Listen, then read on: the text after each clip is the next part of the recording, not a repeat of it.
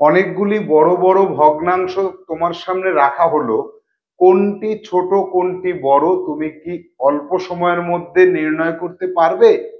বা এইরকম যদি তোমার কাছে দেওয়া হয় সবকটি ভগ্নাংশের লব সমান, হরগুলি ডিফারেন্ট, বা হরগুলি সব সমান আর লবগুলি ডিফারেন্ট, তাহলে অতি সহজেই তুমি নির্ণয় করতে পারবে, তাই না? কিন্তু ভগ্নাংশের লব এবং হর উভয়ই ডিফারেন্ট, এরকম 10টা ভগ্নাংশের মধ্যে কোনটা সবচেয়ে বড় কোনটা সবচেয়ে ছোট কিভাবে নির্ণয় করব, বা ছোট থেকে বড় কিভাবে সাজাবো, বড় থেকে ছোটতে কিভাবে আসবো, এগুলি আমাদের জানতে হবে অল্প সময়ে উত্তর করার কৌশলের মাধ্যমে। এরপরেও আমাদের জানতে হবে ভগ্নাংশের যোগ, ভগ্নাংশের বিয়োগ, ভগ্নাংশের গুণ, ভগ্নাংশের ভাগ, এবং ভগ্নাংশের সরল যদি করতে বলা হয় যোগ বিয়োগ গুণ ভাগ একত্রিত করে, তাহলে আমরা সেগুলি কিভাবে সমাধান করব জানবো। আজ hello students, welcome to Saha institute Jawahar Navodaya বিদ্যালয় প্রবেশিকা পরীক্ষার অঙ্ক ক্লাস নিশ্চিত নবোদয় বই।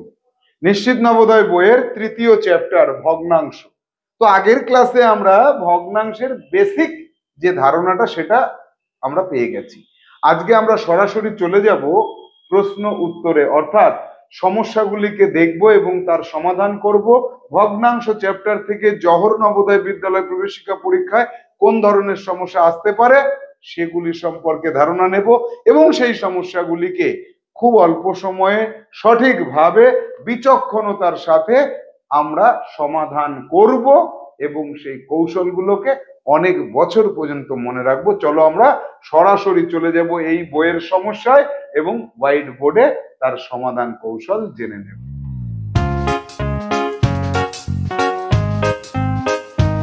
এক দাগের সমস্যায় আমরা পাচ্ছি যে দুটি ভগ্নাংশের মধ্যে বা তিনটে বা চারটে ভগ্নাংশের মধ্যে কোনটা ছোট কোনটা বড়, বা কোনটা সবচেয়ে ছোট কোনটা সবচেয়ে বড়।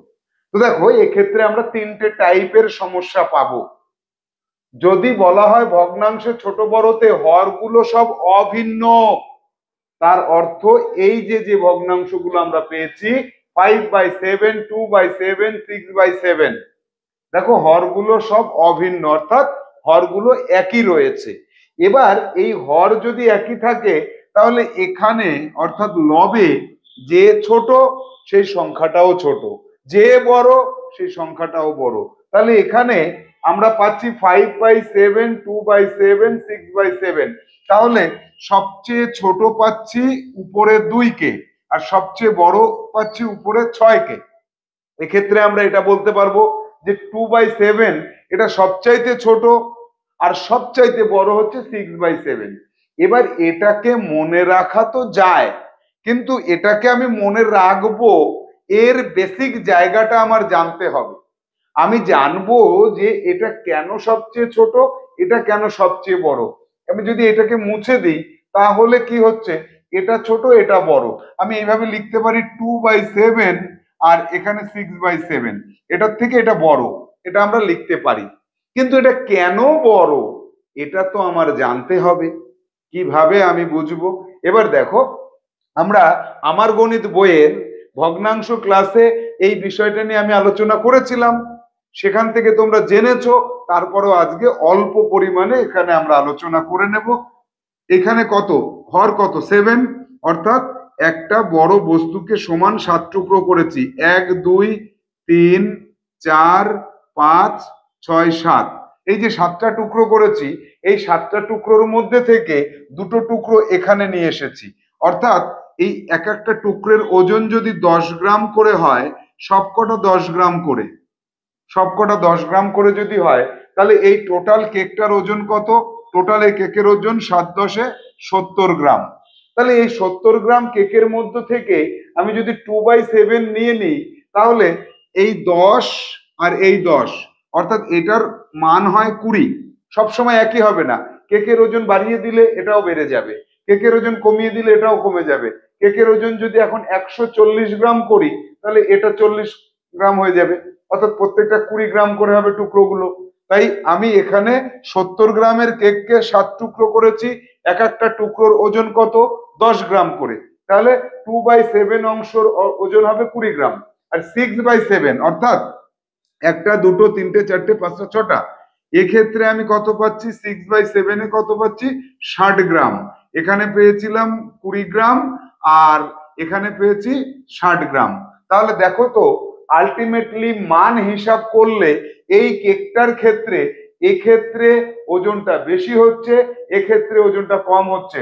অর্থাৎ এটা দিয়ে ছোট সংখ্যাকে বোঝাচ্ছে, এটা দিয়ে বড় সংখ্যাকে বোঝাচ্ছে। ছোট সংখ্যা হলে তার ওজন কম, ছোট সংখ্যা হলে তার দ্বারা বোঝানো আয়তন কম, দৈর্ঘ্য কম, সবই কম হবে। অর্থাৎ এটা ছোট আর এটা বড়, এটা আমরা বুঝতে পারলাম এই কেকটার বিচারে।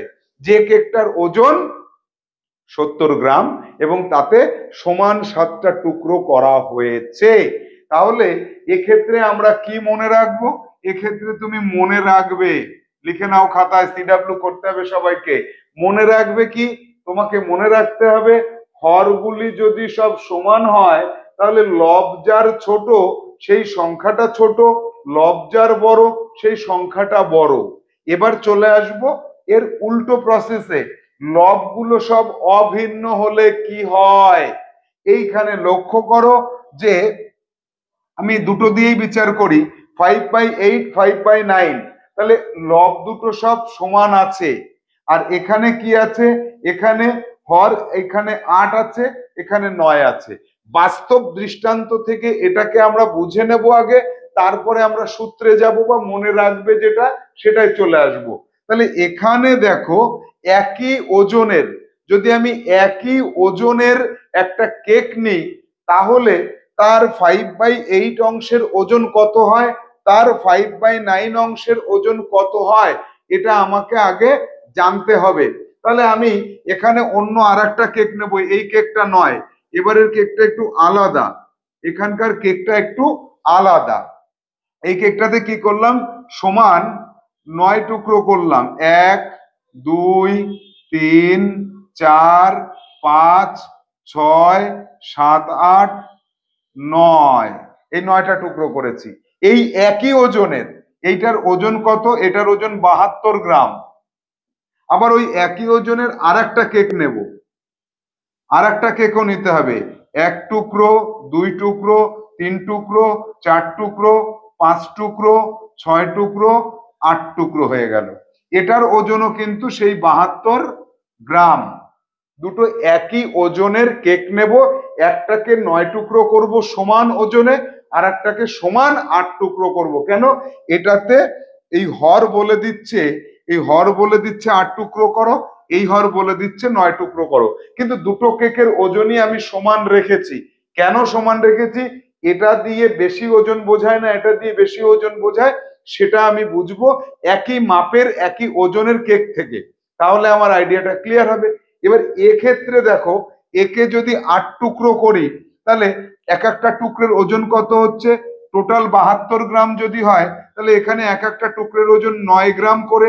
9, 9, 9, 9, 9, 9, 9। তাহলে 1, 2, 3, 4, 5, 6, 7, 8, 8 নং 72 গ্রাম হয়েছে। এবার এক্ষেত্রে কি হচ্ছে? 72কে 9 টুকরো করলে 8 গ্রাম, 8 গ্রাম, 8 গ্রাম করে সবকটা টুকরোর ওজন হচ্ছে 8 গ্রাম করে। তাহলে একই ওজনের কেক যদি আমি নিই, দুটো কেক নিই, একটাকে যদি সমান 8 টুকরো করি তাহলে প্রতি টুকরোর ওজন হবে 9 গ্রাম করে। আর যদি 9 টুকরো করি প্রতি টুকরোর ওজন হবে 8 নং 72, 8 গ্রাম করে।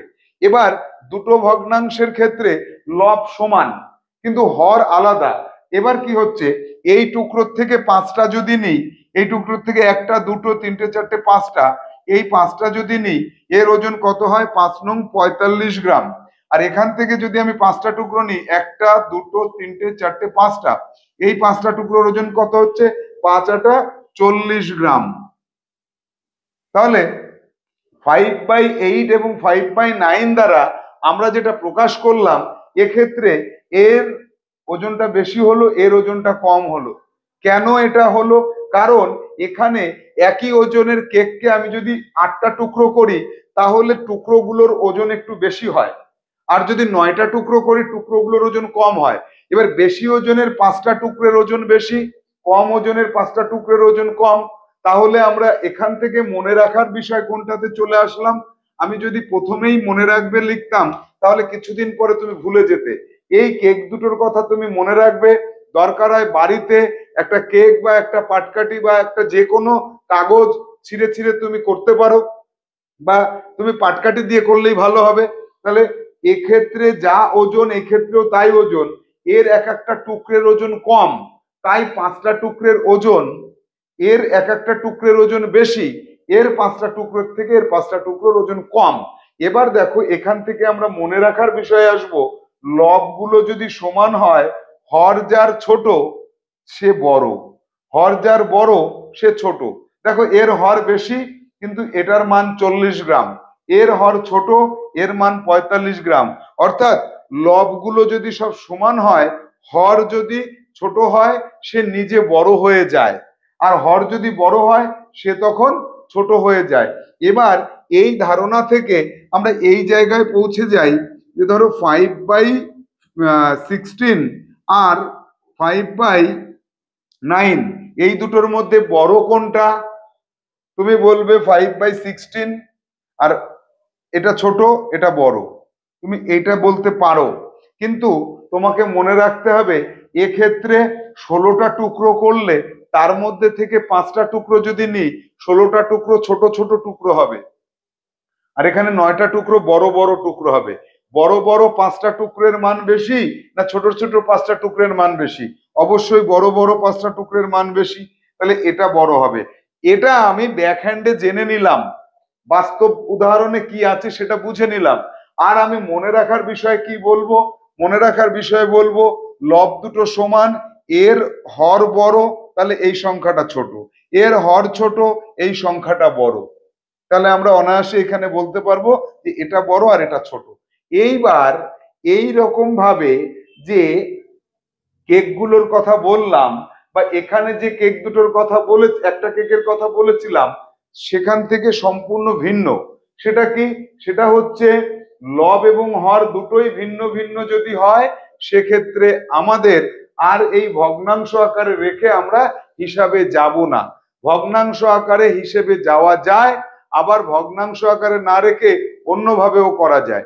তুমি দুটো পদ্ধতি জেনে রাখো। ভগ্নাংশ আকারে যদি করো তাহলে এই হর দুটোর লসাগু করতে হবে। 6 এবং 8, এদের লসাগু কত? 6 এবং 8 এর লসাগু করে দেখো 24 হবে। 3 4, আর যাচ্ছে না, 4 2 8 3 এটা 24। তাহলে এখানে কি করবে? 5/6, এই যে যে 24 পেলে লসাগু, এই 24কে 6 দিয়ে ভাগ করে দাও, কত হচ্ছে? 4 হচ্ছে। তখন তুমি উপর নিচে 4 দিয়ে গুণ করো, 4 5 20 আর 4 6 24 হচ্ছে। আবার এটাকে করো 3/8, 8 দিয়ে একে ভাগ করো 3 পাবে, এখানে 3 এখানে 3, তাহলে কত পাচ্ছ? 3 3 9 আর 3 8 24। তাহলে এই লসাগু নির্ণয় করে নিতে হবে হর দুটোর, এর হর দিয়ে লসাগুকে ভাগ করে যা পাবো তাই দিয়ে উপর নিচে গুণ করব। আবার এর ক্ষেত্রেও তাই করব। করে এখানে আমি কি মান পেলাম? এখানে পেলাম 20/24, 9/24। তাহলে হর দুটো সমান আছে, এ বড় তাই এটা বড়, এ ছোট তাই এটা ছোট। লব ছোট হলে ছোট হয়ে যাবে। তাহলে আমরা এক্ষেত্রে নির্ণয় করতে পারছি 20/24 বড় আর 9/24 ছোট। 20/24ও যা, 5/6ও তাই। 5/6 এর মান এটা এটা কেটে দেওয়া যায়, তো এটাকে কাটলে কিন্তু এই 5/6 এই চলে আসে, আর এটাকে কাটলে আবার 3/8 এই চলে আসে। এটা বড় এটা ছোট। এটা হচ্ছে একটা প্রসেস। এই প্রসেসে আমরা সমাধান করতে পারি। এছাড়াও আরো একটা সহজ সমাধান রয়েছে, যেখানে এই সংখ্যার পরিমাণ আরো অনেকগুলো দিয়ে দিল, 5টা সংখ্যা দিয়ে দিল, যেখানে লব এবং হর সব ভিন্ন ভিন্ন। তোমাকে বলতে বলা হলো কোনটা ছোট নির্ণয় করো, কোনটা বড় নির্ণয় করো, অথবা ছোট থেকে ক্রমশ বড়র দিকে এগো। তখন কিন্তু তোমাকে এই পদ্ধতিতে এগোলে অনেক বেশি সময় লাগবে। তুমি তখন চলে আসবে দশমিক পদ্ধতিতে। যেমন ধরো এখানে বললো 3/8, আর এখানে বললো 5/8, আর এখানে বললো 7/8। ও সব তো 8 দেবো না, 5/9 আর এখানে 7/11। এই তিনটে ভগ্নাংশের ক্ষেত্রে লব এবং হর সব আলাদা আলাদা রয়েছে।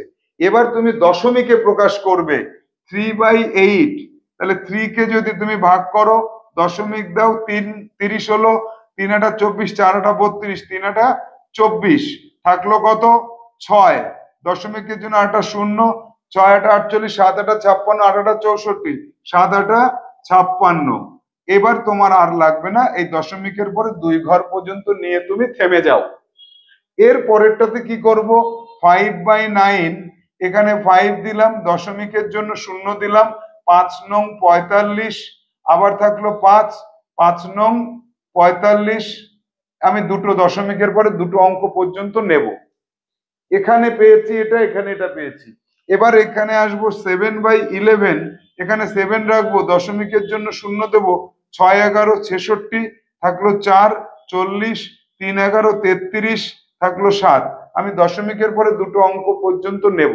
এবার দুটো অঙ্ক নিয়েই আমার হিসাব হয়ে গেছে, 0.37, 0.55, এর থেকে এটা বড়, 0.63, এটা আরো বড়। তাহলে এটা যদি বড় হয়, এটাকে পেয়েছি কোথা থেকে, এখান থেকে, তাহলে এটা বড়।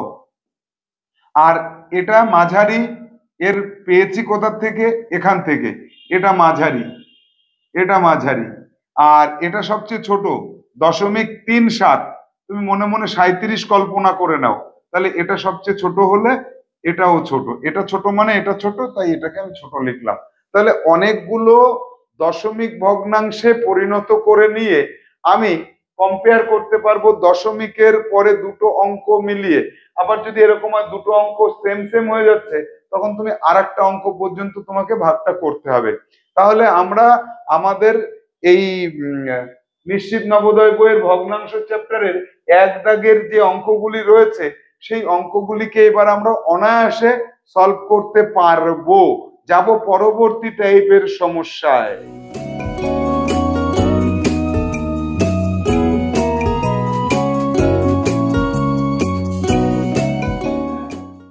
যাব 2 দাগের সমস্যায়। 2 দাগে রয়েছে যে বড় থেকে ছোট আকারে পরপর পরপর লেখো। তো ক দাগে যে সমস্যাটি পাচ্ছি, এখানে দেখো সব হরগুলি সেম, সবকটা 19, 7/19, 2/19, 5/19, 15/19, 11/19, তাহলে সবকটার হর একই আছে। তার মধ্যে সবচেয়ে বড় হর লব কোথায়, বড় লব আছে 15তে, তাহলে এটা সবচেয়ে বড় হবে 15/19। 15-র পরে কত আছে, 11 আছে, এটা হবে এর থেকে ছোট। 11-র পরে কত আছে, 7 আছে, এটা হবে তার থেকে ছোট। 7-এর পরে কত আছে, 5 আছে, তারপরে কত আছে, 2 আছে। অর্থাৎ বড় থেকে ছোট, এটা সবচেয়ে বড়, তারপরে এটা, তারপরে এটা, তারপরে এটা, তারপরে এটা, বড় থেকে ছোট সাজানো। এক্ষেত্রে একদম সহজ কাজ, তুমি জওহর নবোদয় বিদ্যালয় প্রবেশিকা পরীক্ষা কেন, তুমি তোমার স্কুলের 5ম শ্রেণীর আমার গণিত বইয়ের উপর বেস করে তুমি যখন স্কুলের পরীক্ষা দেবে, তখনও তোমার কাছে এটা ভীষণ সহজ হয়ে গেছে।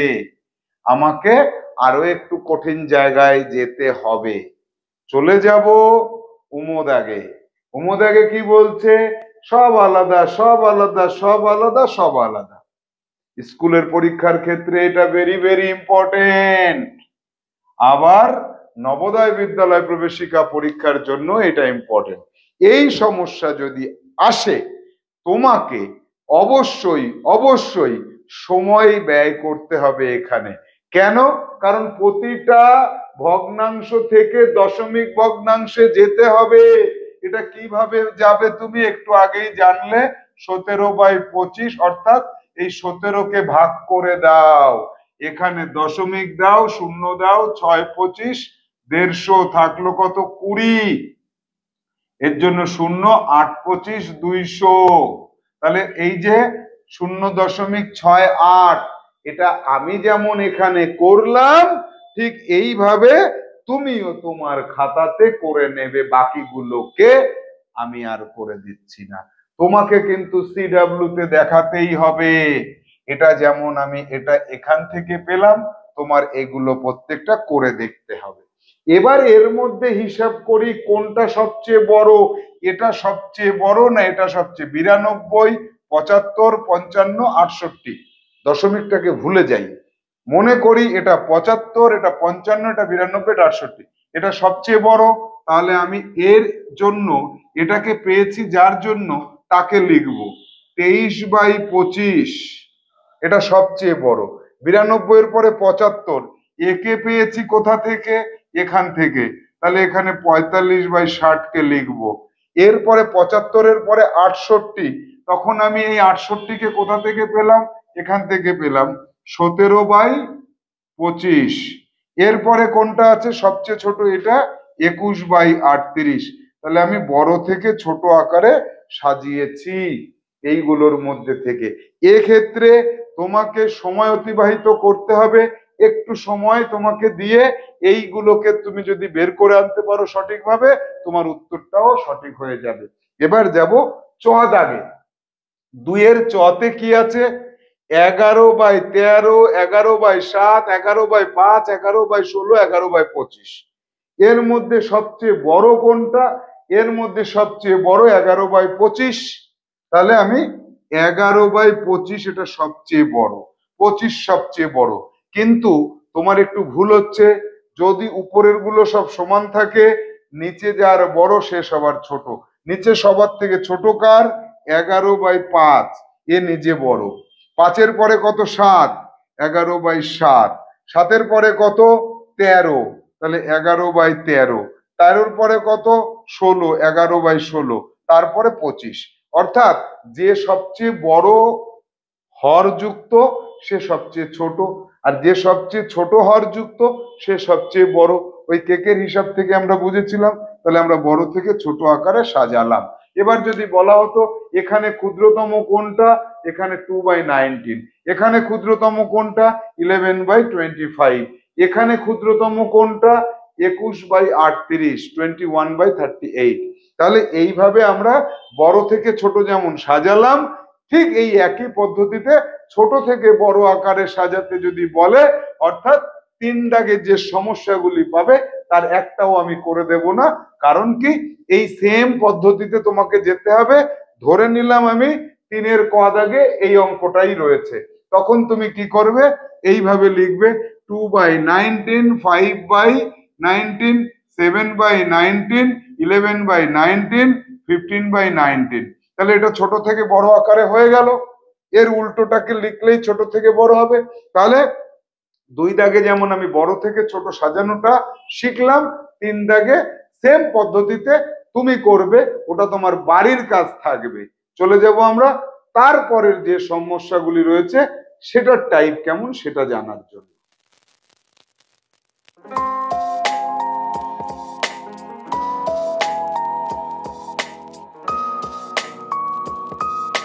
4 দাগে যে সমস্যা পাচ্ছি সেখানে বলা হচ্ছে ভগ্নাংশের যোগ করো। দুটো হতে পারে, তিনটে হতে পারে, অনেক হতে পারে। তো 4-এর কতে যে সমস্যাটি পাচ্ছি, এখানে একটু লক্ষ্য করো 5/17, 6/17, 11/17, নিচে সব এক আছে। আচ্ছা, নিচে 17, 17, 17, নিয়ম হচ্ছে নিচের গুলোর লসাগু করা। তিনটে সেম সংখ্যার লসাগু সেই 17ই হয়। তাহলে এই যে 17, এবার এটা দিয়ে একে ভাগ করো, 1 হয়। সেই 1-এর সাথে এই 5কে গুণ করো, যোগ। এই 17 দিয়ে একে ভাগ করলে 1 হয়, তার সাথে গুণ করো 6, যোগ। 17 দিয়ে 17কে ভাগ করো, 1 হয়, গুণ। এই উপরেরটা দিয়ে গুণ করে দাও। এবার কত পেলে? 5 × 5, 6 × 6, 11 × 11। তাহলে নিচে থাকবে 17, 5 আর 6 11, আর 11 22, 22/17, এটাই উত্তর হবে। এবার তুমি একে মিশ্র ভগ্নাংশে নিয়ে যেতে পারো, অথবা দশমিকে নিতে পারো, যা খুশি করতে পারো। যদি মিশ্র ভগ্নাংশে নিতে চাও তাহলে তুমি কি করবে? এখানে 22কে ভাগ করে দেবে, 1 দিয়ে করলে 17, 5, 1 পূর্ণ 5-এর 17, এটাই উত্তর আসবে। যাব আর একটা সমস্যায়। এখানে যেমন হরগুলো সব 17ই ছিল, এখানকার হরগুলো সব একই নেই, আলাদা রয়েছে। তখন তোমাকে লসাগু করতে হবে 21, 18, 9। 3 দিয়ে ভাগ করলে 3 7 21, 3 6 18, 3 3 9। এবার 3 দিয়ে করলে 7-এর মধ্যে যাচ্ছে না, 7টাকে নামিয়ে নিয়ে আসো। 3 দুগুণে 6, 3 অক্ষে 3, তাহলে 3 3 9, 9 9 দুগুণে 18, 7 18 7 18 কত? 126। তাহলে এক্ষেত্রে আমাদের লসাগু বেরোলো 126। এবার কি করব, আমি সমান সমান দিয়ে এখানে লিখবো 126। এই 126 কে 21 দিয়ে ভাগ করলে কত হয়? তুমি কি আবার ভাগ করবে? ভাগ করার দরকার নেই, প্রথম প্রথম তোমরা ভাগ করতে পারো, কিন্তু যা একটু অ্যাডভান্স লেভেলের স্টুডেন্ট হলে ভাগটা এখানে করা লাগে না। এখানে 3 7 21 করে দিলাম, থাকলো কত? 3 দুগুণে 6, অর্থাৎ এটা দিয়ে এটাকে ভাগ করলে 6 হয়। সেই 6-এর সাথে এই উপরেরটা গুণ করব, যোগ 18। 3 3 9 দুগুণে 18, তাহলে এই 18 দিয়ে একে ভাগ করলে 7 হয়, তাহলে এই 7-এর সাথে 5 গুণ করব। 9 3 3 9, একে 9 দিয়ে ভাগ করলে 14 পাবো। 14, এই 14-এর সাথে এই 4 গুণ করে দেব। এবার কি করব? 6 ছক 36, 5 7 35, 4 14 56 বাই 126। এবার তুমি এই উপরের তিনটেকে যোগ করো, করে বাই 126 লেখো। তাহলে 6 আর 5 11, 6 6 12 আর 5 17, 5 আর 3 8 আর 3 11 আর 1 12, 127 বাই 126। এটাকেও রাখতে পারো, অথবা 1 পূর্ণ 1 বাই 126 এটাও করতে পারো। এবার এখানে 127 হয় কিনা তুমি আরেকবার চেকিং করে দেখো। 30 30 60 আর 50 110, 6 আর 6 12 আর 5 17, 187 হচ্ছে। তাহলে এক্ষেত্রে আমরা 4 দাগে দেখলাম ভগ্নাংশের যোগ কিভাবে করতে হয়। আরো অনেক বড় বড় যোগ অঙ্ক থাকতে পারে, সেগুলোকে তোমার অনেকবার যোগ করার পর প্র্যাকটিস করতে করতে নিজের দক্ষতায় নিয়ে আসতে হবে। যাব ভগ্নাংশের বিয়োগে, সেম প্রসেস, কিন্তু আমরা বিয়োগ অঙ্কটা দেখে নেব।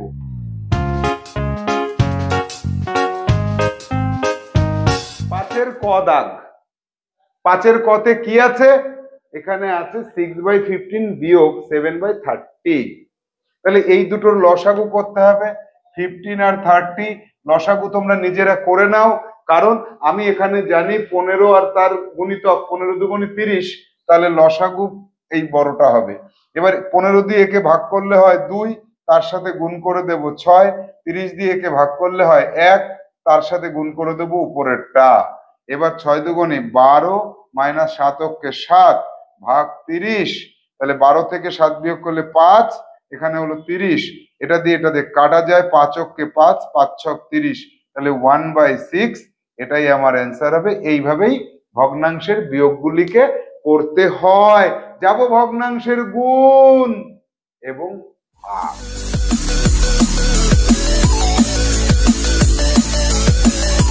6 দাগের সমস্যায় পাচ্ছি ভগ্নাংশের গুণ, আর 7 দাগে পাচ্ছি ভগ্নাংশের ভাগ। তো এখানে 6-এর কতে যেটা আছে 5/6 ইন্টু 18/25। তো গুণের ক্ষেত্রে কি করতে হয়? উপর এবং নিচে একই সংখ্যা দিয়ে ভাগ করা যায় যদি, তাহলে ভাগ করে দাও। তাহলে কোথায় পাচ্ছি দেখি? 5 25, 5 5 25, 5 অক্ষে 5, 6 দিয়ে 3 6 18, 6 অক্ষে 6। তাহলে উপরে যেগুলো থাকলো তাদেরকে গুণ করে দাও, নিচে যেগুলো থাকলো তাদেরকেও গুণ করে দাও। আবার বলবে না উপরের গুলো গুণ করো, নিচের গুলো ভাগ করো, এটা আবার বলো না। উপরে আছে 1 আর 3, 3 অক্ষে 3, নিচে আছে 1 আর 5, 1 আর 5 গুণ করলে হয় 5। তাহলে এই গুণ অঙ্কের উত্তর হবে এটা। এবার যদি এক্ষেত্রে এরকম হতো 1 না থেকে এখানে অন্য কোনো সংখ্যা থাকতো, তাহলে তার সাথে 5কে গুণ করে নিচে বসাতাম। 7-এর কতে যেটা রয়েছে দেখো ভাগ অঙ্ক আছে। এবার কাকে কত দিয়ে ভাগ করব? একে ভাগ করব এটা দিয়ে, না এটাকে ভাগ করব এটা দিয়ে, না এটাকে ভাগ করব এটা দিয়ে? কোনটা দিয়ে? কোনোটা দিয়ে না। কি করব? এক্ষেত্রে নিয়ম হচ্ছে এইটাকে একই রেখে দাও। এটা 13 একই থাকলো, এই 13/25। এই যে যেটা থাকলো এটাকে বলা হচ্ছে ভাজ্য, আর এটা হচ্ছে ভাজক। এই ভাজক যে ভগ্নাংশটা, তাকে গুণ লিখে তাকে উল্টে দাও, 30 উপরে যাবে 26 নিচে আসবে, এইভাবে লেখো। তাহলে তোমার ভাগ আর গুণ সেম সেম অঙ্ক, শুধু এখানে গুণ চিহ্ন লিখে ভাজককে উল্টে দিতে হবে, অনন্যকে পরিণত করতে হবে। অনন্যক বলতে ভগ্নাংশকে উল্টে দেওয়া। এবার কি করব, 5 দিয়ে কাটলে 5 ছক 30, 5 দিয়ে ভাগ করলে 5 5 25, 13 দিয়ে ভাগ করলে 1, 13 দিয়ে ভাগ করলে 2। উপরের গুলোকে গুণ করো, 6 গুণ 1 সমান সমান 6, নিচের গুলোকে গুণ করো, 5 গুণ 2 সমান সমান 10। এবার এক্ষেত্রে দেখো আরো কাটা যায়, এইখানেই আমি গুণ করে দিলে উত্তর এটা সঠিক, কোনো ভুল নেই এখানে। আমি কি করব, এখানে আরো কাটা যাচ্ছে, এখানে 3 হচ্ছে, এখানে 1 হচ্ছে, তাহলে আমার উত্তর হবে 1 গুণ 3 সমান সমান 3, 5 গুণ 1 সমান সমান 5। এটাই আমার উত্তর। কিংবা এখান থেকেও কাটা যেত, 2 দিয়ে কাটলে 3, 2 দিয়ে কাটলে 5, অর্থাৎ 3/5। এখানেও তাই হতো, এখানেও তাই হয়েছে, অর্থাৎ আমি এই জায়গাটায় যাব না। তাহলে আমরা ভগ্নাংশের গুণ কিভাবে করতে হয় সেটা যদি ভালো করে শিখি, তাহলে ভাগ অঙ্কটা করা আমাদের কাছে কোনো বিষয় নয়।